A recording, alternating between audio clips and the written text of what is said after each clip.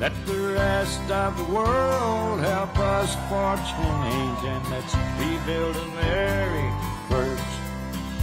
Our highways and bridges are falling apart. Who's blessed and who has been cursed? There's things to be done all over the world, but let's rebuild America first.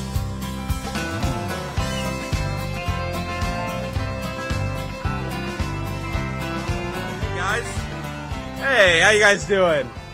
Wow. It is great to be here in Kenosha. Thank you. This is actually my second trip. I came, a good Marine Corps buddy of mine is from this area, got married in Kenosha, and my second time here. We got some relatives over here. God bless you guys. Good to see you all. Well, we're here to celebrate law enforcement and to celebrate, more importantly, the good job that they do and how it benefits every single person in our community. And I think, unfortunately, we have a very stark contrast between two approaches to police and two approaches to public safety in this race. We have Vice President Kamala Harris, who's really the acting president, because, we know Joe Biden isn't home, so somebody's calling the shots, and I guess it's Kamala. And what we have in Kamala Harris is a person who has said that she wants to defund the police. Do we want to defund the police out there? This is a person who wants to change the laws around violent criminals so that people who commit sex crimes with minors would not be categorized as violent offenders. Do we think that's a good idea? No, absolutely not. It's not a good idea. Now, by contrast, we have President Donald J. Trump, who supported police, who backed the blue, and who made it easier for police to do their jobs. And remember, this is not just about making it easy on our police. That's not the most important thing. The most important thing is that when we make it easy on police, we make it so that every child in America has access to a basic right, which is public safety in their neighborhoods. And ladies and gentlemen, I grew up in a family that did not have a whole lot of money, that often had we had sometimes a rough neighborhood. But we were lucky enough to grow up in a country that believed that public safety was the birthright of every American citizen, rich or poor, and we supported our police in carrying out that mission of public safety.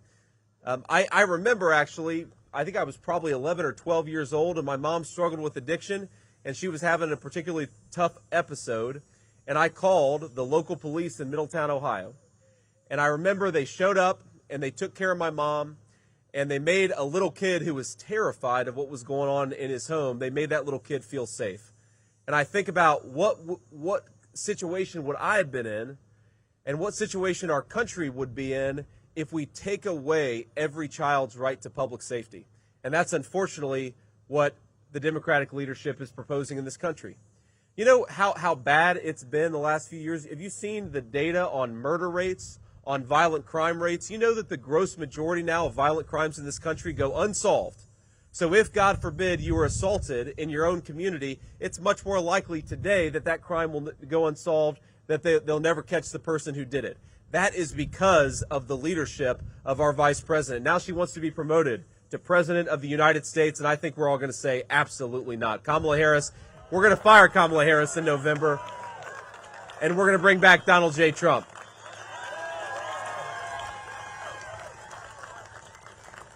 Now, before I move on here, I want to bring up a couple of folks, a couple of great public servants here in the state of Wisconsin. And by the way, we're going to win Wisconsin in November. I feel as confident about it as I ever have been. And you guys are going to make it happen. But I want to have just a couple of people say a few things here. And I want to start here with Pete Dietz, the president of the Kenosha Professional Police Association. I'd love, Pete, if you would, come and say just a few words about what's going on here today. Where's Pete? There he is. All right, Pete, come on up here. All right, everybody, please give a round of applause for Pete Dietz.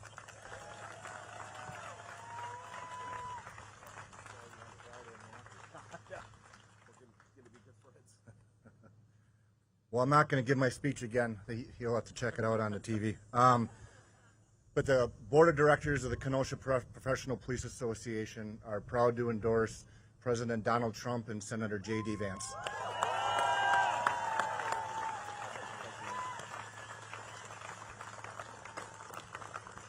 When Pete walked up here, he said, "I just saw you in Milwaukee," and I said, "Yeah, I remember that. I basically live in Wisconsin now. I don't know if you guys figured that out.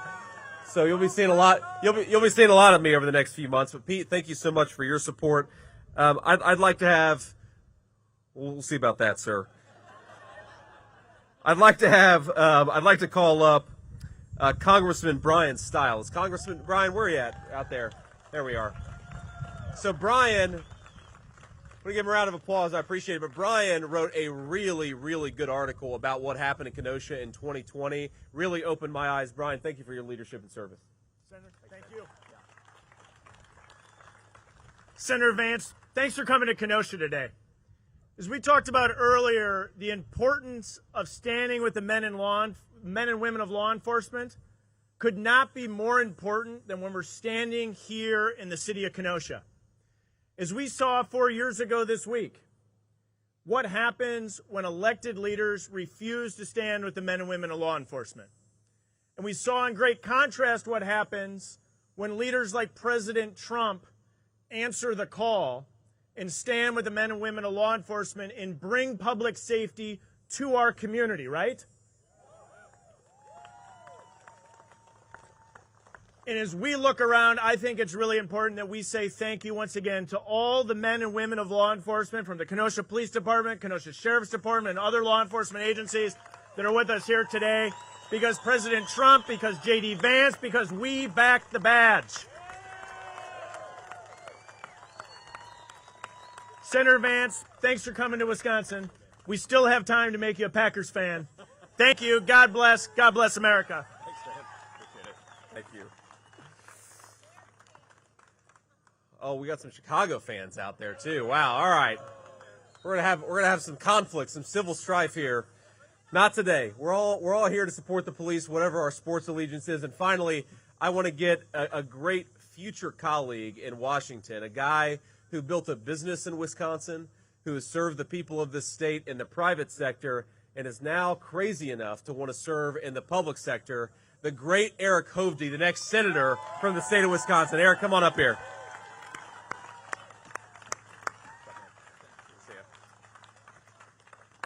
Well, as I walk through, Kamala Harris has failed at every single role that she played, from state AG or DA for San Francisco, or as senator pushing the dumbest idea, defund the police, and now as vice president and opening our southern border.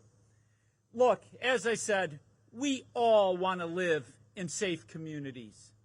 And you could not get a more distinct difference between these two sides. The radical, leftist, Kamala Harris, Governor Walz, and Senator Tammy Baldwin, or President Trump, JD Vance, and Eric Hovde. And we are going to back law enforcement. And let me tell you, anybody that doesn't, my wife has a great line: walk a day in their shoes. They go out every day to defend our communities, defend you, put risk of their own personal safety. So walk a day in their shoes. I support law enforcement. President Trump, JD Vance will always have your back. And we will never incorporate such a crazy idea as defund the police. So let's restore our safety, bring back this wonderful country, and thank you, Vice President, soon to be Vice President Vance.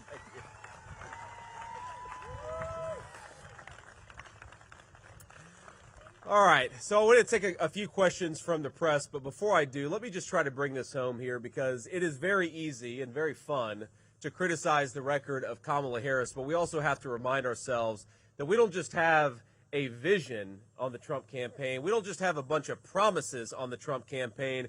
We have got 4 years of Donald Trump's successful leadership that brought public safety to our streets, and that is something to celebrate and look forward to. So here is President Trump's solemn promise to our law enforcement community and all of us who benefit from their sacrifices and their public safety. It is simple. We are going to end sanctuary cities in this country. We're going to bring back pro-law enforcement cities.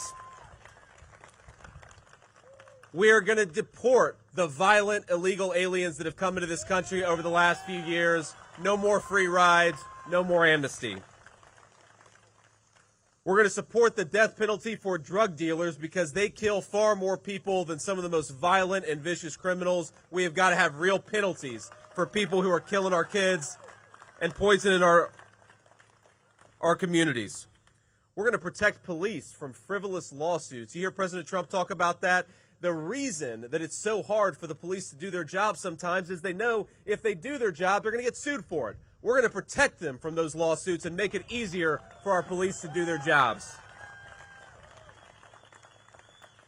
And finally, we're going to stand up to soft on crime prosecutors. If a police officer does their job and brings in a bad guy, we need some prosecutors who actually lock those people up and put them behind bars. It's common sense. All this stuff is just simple common sense. Now, we know what happens when we don't have leadership who support our law enforcement. We saw it in Kenosha just a few years ago. You all know this better than I do, that 4 years ago, Kenosha had terrible riots after a police shooting. And who was it? Who was the president of the United States that promised that he would send in law enforcement if asked? That was Donald Trump. Who was it that pacified the streets of Wisconsin and ensured that those riots didn't spiral out of control and burn down the entire city? That was President Donald J. Trump. And of course, we know the governor didn't initially want the support from President Trump, but after a couple days of those riots, he relented and did the smart thing and allowed President Trump to send federal support. Without that, I really think that Kenosha would still be recovering from those terrible riots today. But today, look, we're in a beautiful place, and it's a beautiful town, and we can thank President Trump's leadership and also the law enforcement who did their jobs and did it well. God bless you guys. Thank you so much. Now, I will always have the back of law enforcement. Let's bring up our reporters here to ask some questions. I will always have the backs of law enforcement. I will always support our police officers because I know what it's like, again, to be a kid who can't even believe and can't even rely on public safety. I want every single child in this country, whether they're rich or poor, whether they grow up on the right side of the tracks or the wrong side of the tracks, every child deserves to have public safety, and that's what we're going to do when Donald J. Trump is president. God bless you guys. Thank you all for coming out. Semper Fi, thank you to these great public servants. Let's get Eric Hovde across the finish line, and let's make this country great again. God bless you guys. And what I'll do here is I'd love to start out. Thank you, ma'am. I'd love to start out with local Wisconsin reporters and take a few questions from the local reporters. And then if we've got time afterwards, we'll take some questions from the national folks. So if you're a local reporter, please raise your hand. Ma'am? Hi, Senator. Thank you for your time. It's Mary Jo Ola with TMJ4 News here in Milwaukee. You were just in Milwaukee a few days ago, now in Kenosha. Can you just talk about how much of a priority Wisconsin is to the Trump campaign and where are you headed next in Wisconsin? Well, look, I just like Wisconsin a lot, right? So I'm going to spend a lot of time with you fine people. But obviously, politically, Wisconsin may be very well the most important state in the country come November. And we believe that. We know that. All the polling says it. But most of all, you feel it on the ground. Look, Wisconsin is a state that I think has really suffered from two failures of the Kamala Harris presidency, vice presidency. The first is Wisconsin is a great and proud manufacturing state with a lot of skilled craftsmen and a lot of people who work with their own hands, make things with their own hands, and they know that with Kamala Harris's policies that raise the cost of energy, you're shipping a lot of good manufacturing jobs off to China. President Trump and I believe we ought to keep those manufacturing jobs right here in Wisconsin. Let's do it with Wisconsin workers, and let's produce prosperity for the whole country.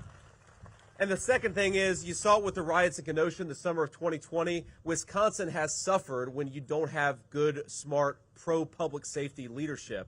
And that's what Donald Trump and I want to bring back to the White House is back in the blue, supporting our police officers and making sure that public safety is the birthright of every American citizen. I think that message, that shared economic and public safety message, is going to bring Wisconsin home to Republicans in 2024, and it's going to make Donald Trump the President of the United States again. So, yes, it's very important.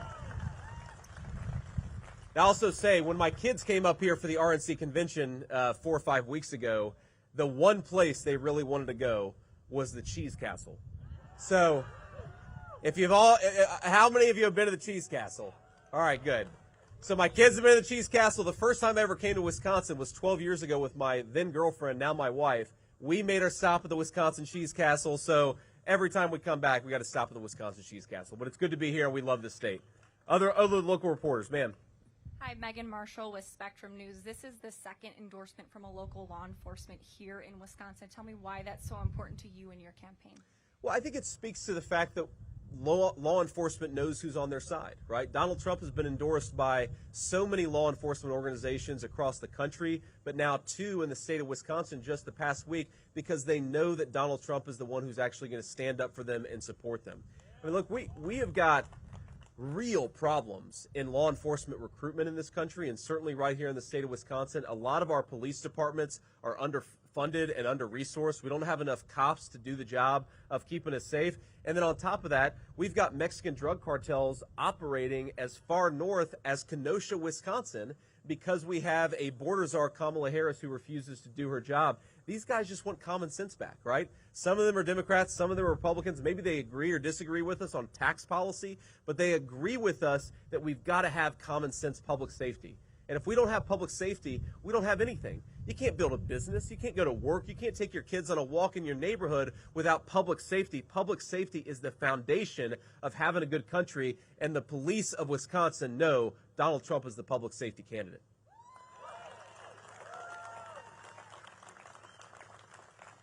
A few more locals, ma'am, yes. Yeah, I'm Hannah Hilliard with Channel 12 from up in Milwaukee. Obviously, there is a big event happening not too far away from here over in Chicago. Did you catch any of the DNC tonight, or last night? If you did, what were your immediate thoughts? Well, my immediate thoughts were all the people booing. I agree with them. That was my response to it, was boo. I watched little bits and pieces of it. We were out campaigning yesterday, so I got home to Cincinnati a little on the later side yesterday, so I watched some of it. I will say just the contrast between the public safety policies of Kamala Harris and Donald Trump is really striking, and it's almost a joke to me that they held it in Chicago, which has become the murder capital of the United States of America thanks to very failed Democrat leadership.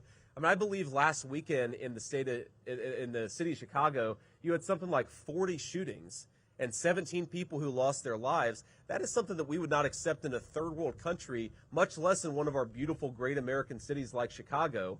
And my little theory about why they decided to have the convention in Chicago is, Tim Walz has been going around saying that he served in war, and maybe they did it in Chicago so that he could actually accurately say that he visited a combat zone. Because Chicago, I mean, look, Chicago has violent crime statistics that actually mirror, again, third world, highly violent countries. Again, public safety is the birthright of every citizen in this country. Poor or rich, black or white, nobody should be growing up in a community where you have a murder rate like that. And I think it is a good contrast between the policies of Kamala Harris that promote violent crime and the criminals who do it, and the policies of Donald J. Trump who promote peace, who promote prosperity, and want to throw the violent criminals behind bars. That's what Donald J. Trump wants to do, and I share that. What? Anybody else here? Ma'am? Yeah, go ahead. Hi, this is Stephanie Quirk with Fox 6 News in Milwaukee. Kind of going off the DNC, Vice President Kamala Harris is paying a visit to Milwaukee tonight, holding a rally. Do you have any response to that? No response. Look, I mean, Kamala Harris is going to run the campaign that she runs. I would say that I wish that she would do what I'm doing right now, which is talk to the media and actually answer some tough questions.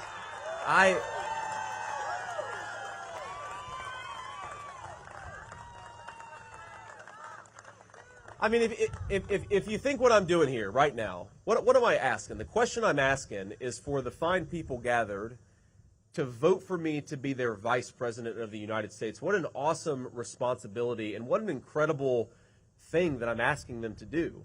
Now, Kamala Harris is going around asking people to be their president of the United States, but she won't answer a single tough question, and she won't interact with the American people unless there's a teleprompter standing between them and her. And I think that's crazy. And I think that what the media has got to start doing is it's got to start saying, look, if Kamala Harris is not going to stand and answer some tough questions, we're going to stop giving her this fake fawning coverage. Demand that she do what any president has had to do, which is answer some tough questions. But look, her argument, I can't get over this, because you watch her rallies, and Kamala's argument is something that I could not stay with a straight face. She stands there and says on day one, she's going to tackle the housing affordability crisis in our country. On day one, she's going to tackle the grocery affordability crisis in our country, and they are crises. Well, Kamala, day one was 3.5 years ago. You've been the vice president for 3.5 years. What the hell have you been doing for all that time? So for the people in Milwaukee who are going to go to her rally or going to listen to what she says, I just ask them, if she has such good ideas for how to bring down the cost of food and groceries and housing, why doesn't she do it now? She's the vice president. Not talk about what she's going to do in 6 months. Do it now, because she's got the power right now. Thank you. Any other locals? Okay, we'll do a couple nationals, and then we got to hit the road. Go ahead, ma'am. Senator Merrill Cornfield from the Washington Post. I have a policy question for Great. you. We don't want to talk about policy? So my question is, before you were in the Senate, there was the vote on the Violence Against Women Act. And one of the hiccups with negotiating that bill was, should people who are convicted of stalking be able to possess firearms? What do you think about that? Well, look, I think that we certainly don't want violent criminals to have access to weapons. And that includes people, I think, who have been convicted of stalking. But I think it's important to say convicted. And what a lot of those of us who are pro-Second Amendment, what we don't want is, we don't want somebody to have their gun rights taken away when they haven't actually been in a court of law, right? Whether it's a First Amendment right, a Second Amendment right, any right, you are entitled to due process in this country. And so the criticisms that I've seen of that are not that certainly people who are convicted of a crime, they should not be able to carry a firearm. But people who have not gone through due process, they still have their rights, whether First Amendment, Second Amendment, whether walking around liberty or other rights. And I think that's an important distinction here between our approach and the Democrats' approach. We don't believe in the Republican Party that you should take people's rights away unless they've gone through a court of law. Hi, Senator. Kit Maher, CNN. I know Donald Trump has been reported. She's one of the good CNN reporters. There's like two of them. She's okay. Back to my question. So Donald Trump has enlisted the help of Tulsi Gabbard to prep for his debate. I'd like to know how you were prepping for a debate with Tim Walz, who has described himself as a bad debater. Who's helping you, and how are you prepping? Well, I found a good friend from back home who embellishes and lies a lot, and I'm having him stand in for Tim Walz. That's what we're doing during our debate. But look, all kidding aside, what we're going to do is we're going to focus a lot on policy, right? The way that I'm trying to prepare is to try to make sure that we're prepared to answer the American people's questions on how we're going to make their lives better, how we're going to make their communities safer, how we're going to bring back prosperity and low prices to the American economy. And we're going to focus on policy, and then obviously we're going to answer whatever questions the moderators have. That's how we're focusing. And by the way, just on President Trump, we have to remember, Tulsi Gabbard was a Democratic congresswoman just a few years ago. She ran against Kamala Harris back in 2020, and now she is firmly behind the Trump-Vance ticket. We're actually the ticket that is supported by common sense people across the spectrum. I think Tulsi Gabbard, you saw her, she basically ended Kamala's campaign on the debate stage, so she's a hell of a debater, but she's also one of these people who believes in some common sense things like we shouldn't send America's sons and daughters off to fight in stupid wars, right? Amen to that, Tulsi. And I think it's really telling that the campaign that has brought a lot of Democrats and Republicans and independents together, it's the campaign of Donald J. Trump. And that's very important. We'll do one more question. Sir. Hey, Senator. Zach Alishak, Washington Examiner. I had a question. Last year, you got a lot of attention for visiting striking UAW members in Ohio. Last night, Sean Fain attacked you at the DNC and Donald Trump. Do you believe the party's going to attract more union voters this cycle, and kind of what's the strategy to do that? Look, I think that my message to Sean Fain and any other leader of the labor movement would be, who is the campaign? Which campaign is actually going to protect the jobs of American workers, union and non-union alike? It's the campaign of Donald J. Trump. So sign up, get involved, and support the candidate that's actually going to protect your jobs. Now, Sean Fain, he'll go on TV and say that a majority of his membership is going to actually back Donald Trump. Why are a majority of auto workers going to back Donald Trump? The same reason a majority of American manufacturers across the spectrum are going to back Donald Trump, because he's the one who wants to protect their job. He's the one who's saying, if the Chinese want to use slave labor and then import stuff into our country, we're going to put tariffs on the stuff they make with slave labor, and we're going to protect the jobs of American workers.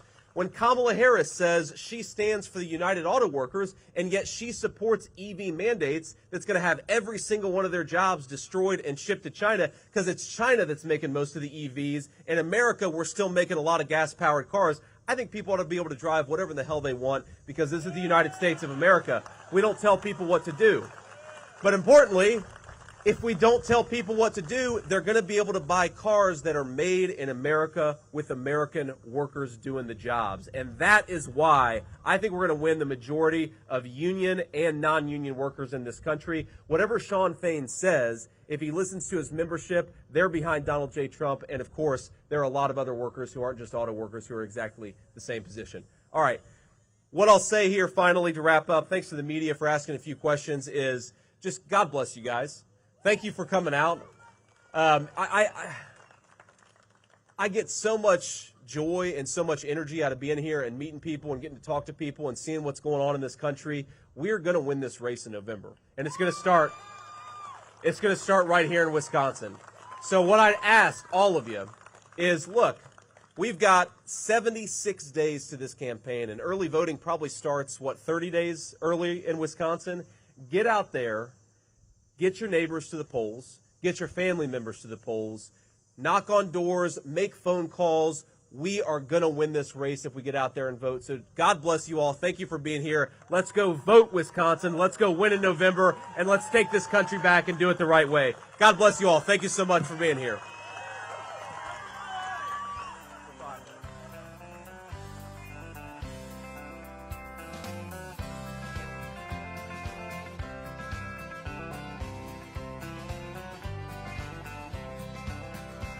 Why don't we liberate these United States where